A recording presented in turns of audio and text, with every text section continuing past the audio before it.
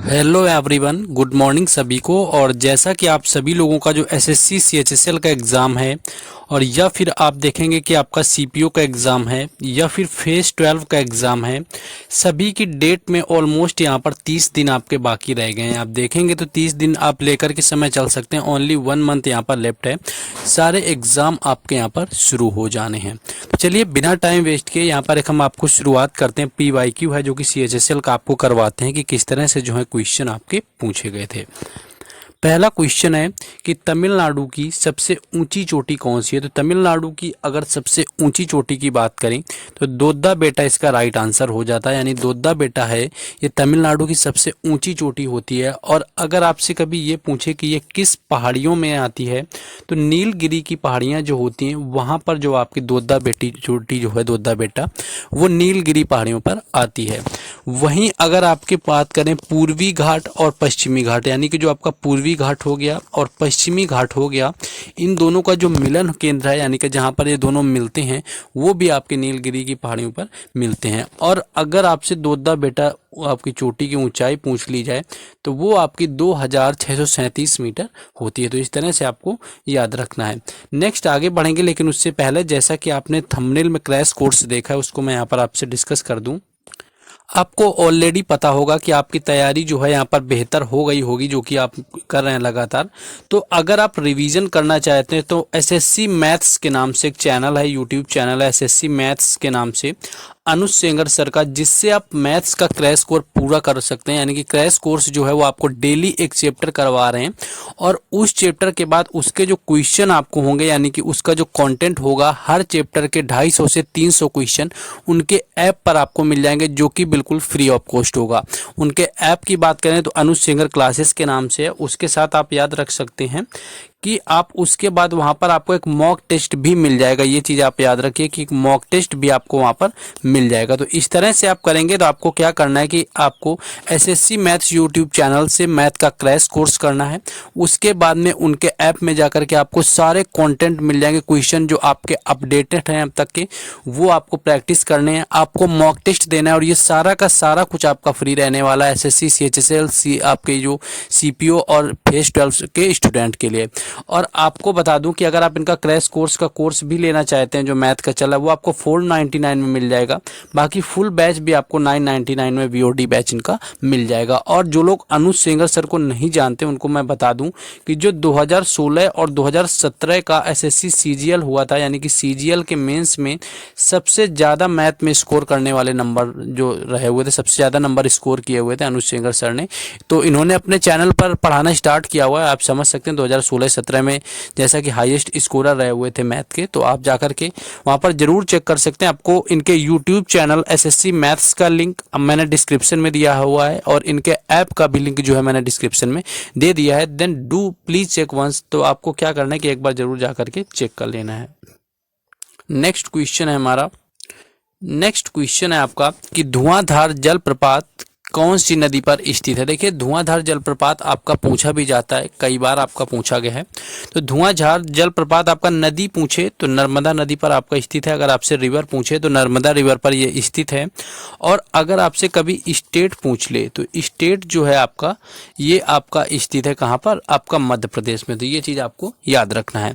और एक आपका जो पूछा जाता है वो होता है आपका चित्रकूट जलप्रपात। आपको चित्रकूट भी याद रखना है। यानी कि चित्रकूट जो जलप्रपात है ये आपका छत्तीसगढ़ में है और ये भी आपका पूछा जाता है। जोग आपको जलप्रपात याद रखना है। जोग की बात करें कि आपका जोग जो वाटरफॉल है जोग आपका ये आपका कर्नाटक राज्य में स्थित है, ये भी कई बार पूछा गया है। और दूध सागर तो आपका फेवरेट ही है, कई बार एग्जाम में देखा भी जाता है, देखने को मिलता है। एसएससी के किसी भी एग्जाम में जाएंगे तो दूध सागर जो वाटरफॉल है ये है गोवा का। तो इसको भी जो है आपको यहाँ पर याद रखना है। नेक्स्ट आप क्या याद रख सकते हैं कि आपको धुआंधार का तो आपको मैंने बता दिया। और नर्मदा जो नदी का उद्गम है ये भी आपके मध्य प्रदेश से होता है, ये चीज़ आपको याद रखनी है। नेक्स्ट है आगे क्वेश्चन, नेक्स्ट है कि 28 जून 2022 को जो आपका ये क्वेश्चन पूछा गया था, जैसे कि मैंने बताया पीवाईक्यू का है, कि जो आपके सीबीडीटी थे इसके नए अध्यक्ष के रूप में किसे नियुक्त किया गया था। तो ये आपसे पूछा गया था। तो आपका करंट भी ठीक ठाक ही आता है। तो देखिए नितिन गुप्ता जो थे उस टाइम बनाए गए थे, जो कि आपके आईपीएस अधिकारी थे, सीबीडीटी के अध्यक्ष। तो ये आपका करंट का क्वेश्चन था। इसके साथ ही आपके एनआईए यानी कि जो आपका नेशनल आपकी इन्वेस्टिगेशन एजेंसी होती है, यानी कि राष्ट्रीय जांच जो आपकी एजेंसी होती है, इसके भी अध्यक्ष यहाँ पर पूछे गए थे, जो कि दिनकर गुप्ता थे। तो ये चीज़ें हैं आपके। देखिए जो आपके अध्यक्ष वगैरह हैं ये भी आपके लगातार सीएचएसएल जैसे एग्जामों में भी पूछे जाते हैं, और सीबीडीटी का आपको पूछा गया था। तो यहाँ पर देख सकते हैं कि करंट का जो वेटेज आप देखिए कि कैसा आपको यहाँ पर देखने को मिल रहा है। नेक्स्ट एक क्वेश्चन आपका ये भी करंट का ही रहा हुआ था कि भारत के किस दर्रा में सबसे ऊंची सड़क बनाई गई है। तो अगर सबसे ऊंची सड़क की बात करें तो सबसे ऊंची सड़क जिस पर कि आपके मोटर वाहन वगैरह चलाए जा सकते हैं, इस पर आपकी कौन सी आपकी जगह पर बनाई गई है। तो ये आपका लद्दाख का, यानी कि जो पूर्वी लद्दाख है उसका उमलिंग दर्रा था, यानी कि उपलिंग दर्रे के ऊपर 19,300 फीट की ऊंचाई पर जो आपके स्थित बनाई गई थी। और इसी सड़क का नाम जो है हमने की गिनीज बुक वर्ल्ड रिकॉर्ड में भी इसका नाम शामिल किया गया था।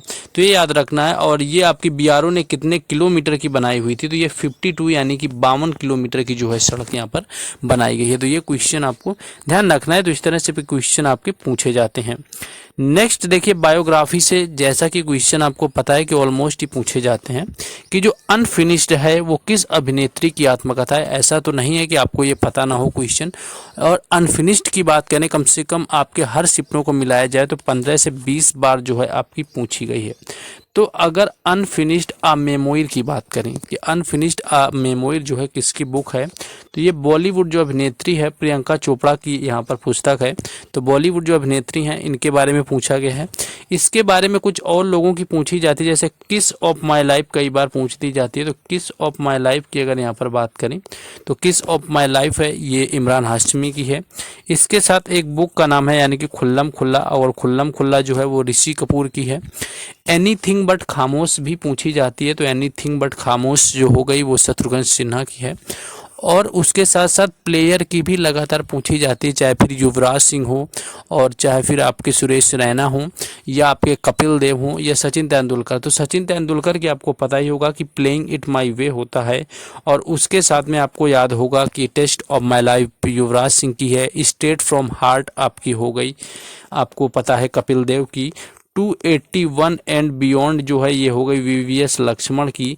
अ सेंचुरी इज नॉट इनफ जो है आपकी, अ सेंचुरी जो नॉट इनफ होती है ये आपकी किसकी है, आपकी है सौरभ गांगुली की। तो लगातार आपकी प्लेयर की भी बायोग्राफी यहाँ पर आपसे पूछ ली जाती है, तो वो चीज़ भी आपको याद रखना है। नेक्स्ट क्वेश्चन है कि 2014 में शांति का नोबेल पुरस्कार किसे मिला हुआ था। तो देखिए 2014 का आपका नोबेल पुरस्कार से शांति का, इसके बारे में कई बार पूछा जाता है, क्योंकि जो सबसे कम उम्र की नोबेल पुरस्कार विजेता रही हुई थी इसी वर्ष, तो जो सबसे कम उम्र की नोबेल पुरस्कार विजेता थी उनसे अगर रिलेटेड मैं बात करूं तो वो यही थी जिनको 2014 के आसपास मिला हुआ था। तो ये आपको इस बारे में पूछा जाता है। तो यहाँ पर आपके बात करें तो कैलाश सत्यार्थी थे। अगर आपसे पूछे कि भारतीय कौन है अंतिम जिनको मिला हुआ था, आपसे कैलाश सत्यार्थी से कई बार पूछते हैं कि अंतिम भारतीय कौन थे जिनको मिला हुआ था नोबेल पुरस्कार शांति का, तो कैलाश सत्यार्थी थे, ये एक भारतीय थे।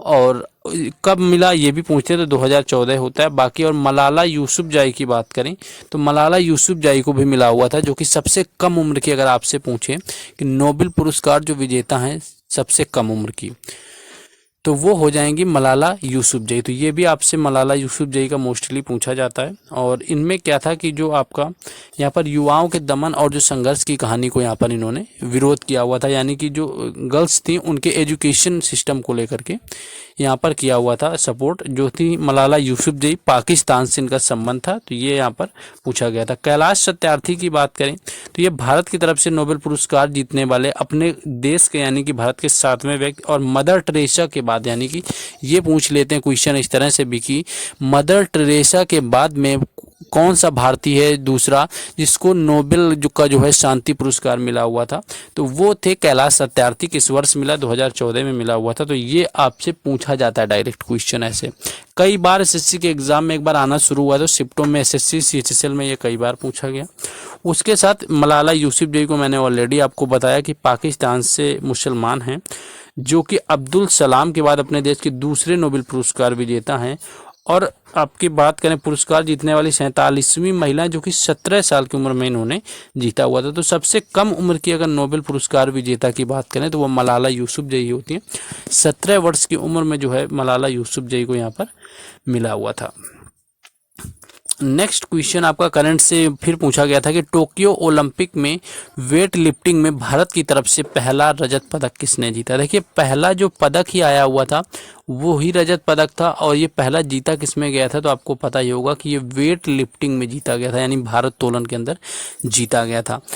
तो ये थी मीराबाई चानू, यानी कि मीराबाई चानू इसका राइट आंसर हो जाएगा, जिन्होंने रजत पदक जीता टोक्यो ओलंपिक में पहला, जो कि वेट लिफ्टिंग के अंदर। अगर कैटेगरी की बात करें तो 49 kg कैटेगरी थी इनकी। और ये इसके साथ साथ याद रखना है कि मणिपुर से इनका संबंध था। अगर स्टेट भी कई बार एग्जाम में पूछ लिया कि स्टेट जो रिलेटेड इनका कौन सा था, तो वो मणिपुर था। और सबसे पहले जो भारोत्तोलन में किसी महिला ने जीता वो 2002 में जीता हुआ था। और 2002 में जो था वो सिडनी का ओलंपिक था, ये तो आपका टोक्यो में हुआ। 2002 का सिडनी में था, जो कि कर्णम मल्लेश्वरी ने जीता हुआ था। ये चीज़ याद रखना है, कर्णम मल्लेश्वरी के द्वारा जीता गया था। तो ये क्वेश्चन यहाँ पर भी पूछ लिया जाता है। और इससे आप क्या याद रखेंगे? हाँ, 2 पदक जीतने वाली अगर पूछें, यानी कि 2 लगातार ओलंपिक में पदक जीतने वाली भारतीय महिला कौन बनी, तो वो है पीवी सिंधु। क्योंकि पीवी सिंधु ने क्या किया कि 2016 का जो रियो ओलंपिक हुआ था उसमें रजत पदक यानी कि सिल्वर मेडल जीता। और जो ब्रॉन्ज मेडल था वो 2020 यानी कि आपका इससे जो पहले आपका हुआ है, अभी तो 2024 में जो है पेरिस में होने, 2020 में जो आपके ओलंपिक में ब्रॉन्ज मेडल जीता हुआ था। तो लगातार जो महिला अगर आपसे इस तरह से पूछे तो आप लोग वहाँ पर ये आंसर दे सकते हैं।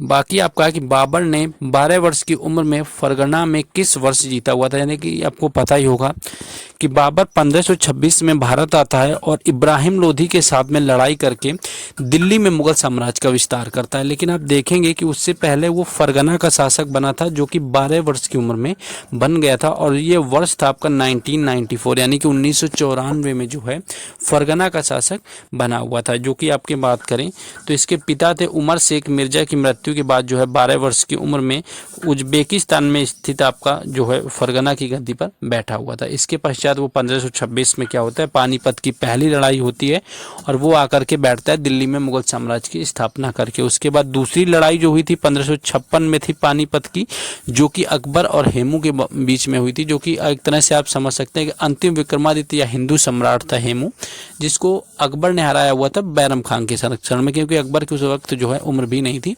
और तीसरा आपको पता है 1761 में हुआ था पानीपत का तृतीय युद्ध, जो कि अहमद शाह अब्दाली और यहाँ पर मराठों के बीच में हुआ था। तो मराठे जो थी यानी कि मराठी सेना जो थी वो हार गई थी। तो ये कुछ क्वेश्चन थे आपको, जैसा कि मैंने बताया हुआ है ऑलरेडी इनके बारे में, बैच के बारे में।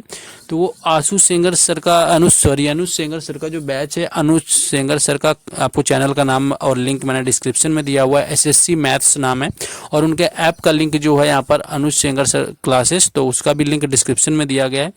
एक बार जाएंगे आप लोग, चेक करेंगे, क्योंकि ये टॉपर रहे 2016 और 17 के। आपको मैं बता दूं मैथ का फ्री क्रैश कोर्स आपको इनके यहाँ पर मिल जाएगा, तो आप आसानी से जाकर के चेक कर सकते हैं, लिंक डिस्क्रिप्शन में। बाकी मिलते हैं नेक्स्ट वीडियो में। जय हिंद।